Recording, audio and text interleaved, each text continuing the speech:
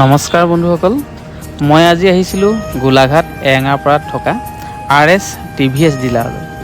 আজি এই ডিলাৰটোৰ লগত আপোনালোকক চিনাকি কৰি দিয়াৰ লগতে এগৰাকী সাহসী মহিলাকো চিনাকি কৰাই দিম, যিগৰাকী মহিলাৰ আৰ্হি হ'ব 10 গৰাকী মহিলাৰ বাবে। প্ৰথমে দিন হাজিৰা কৰি জীৱন নিৰ্বাহ কৰা এইগৰাকী মহিলা হ'ল 1 নং বুঢ়াগোঁসাইখাট গাঁৱৰ বুলি বৰা।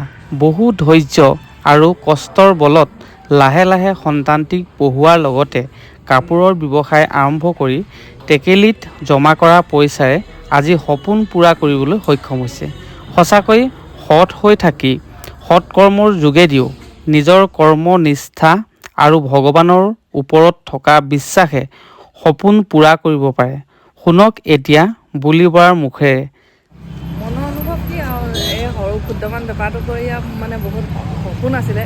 টেকেলিত টকা 2 টকাকৈ ভৰাই এতিয়া মানে হেৰি হ'ল কি ক'ম এতিয়া মানে এতিয়া সফল হ'বলৈ মানে এখোজ এখোজকৈ সফল হৈছোঁ আৰু ভগৱানে দিছে আৰু মানে। কালি ভণ্টি আহিলে হঠাতে মানে ভণ্টি ক'লোঁ টেকেলিটো ভাঙো, ভণ্টিৰ লগত টেকেলিটো ভাঙিলে আৰু নিব পৰা জোখৰে হ'ল। তাৰপিছত আৰু সিমানে আৰু লৈ গ'লোঁ আৰু বাকী যিসকলে মানে ধৰি লওক কষ্ট মানে কৰিব টান পায় বা সফল নহ'ম যেন লাগে, তেওঁলোকক মানে কি ক'বা? তেওঁলোকে সপোন দেখিব লাগে। সপোন দেখিলে যিমান ক্ষুদ্ৰমান হ'লেও সপোন মানে সফল হ'ব পাৰে। আৰু বিশেষকৈ মানে তোমাৰ যে টেকেলি ভাঙি পেলাই নিগোটোৱা সপোনটো, সেই সপোনটো মই চালোঁ মানে সঁচা নে মিছা।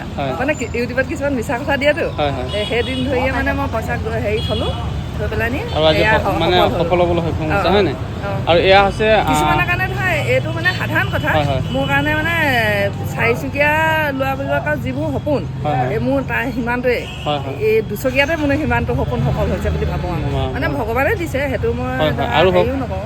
আৰু হওক বাইদেউগৰাকী, আৰু হওক আমি তাকে কামনা কৰিছোঁ। আৰু বন্ধুসকলে ইতিমধ্যে আপোনালোকক দেখুৱাইছোঁ গোলাঘাট জিলা এৰেঙাপাৰা RS TVS যি ডিলাৰ, এই ডিলাৰৰ আজি বাইদেউগৰাকীয়ে এটা সপোন পূৰা কৰিছে, এটা সুন্দৰ কথা।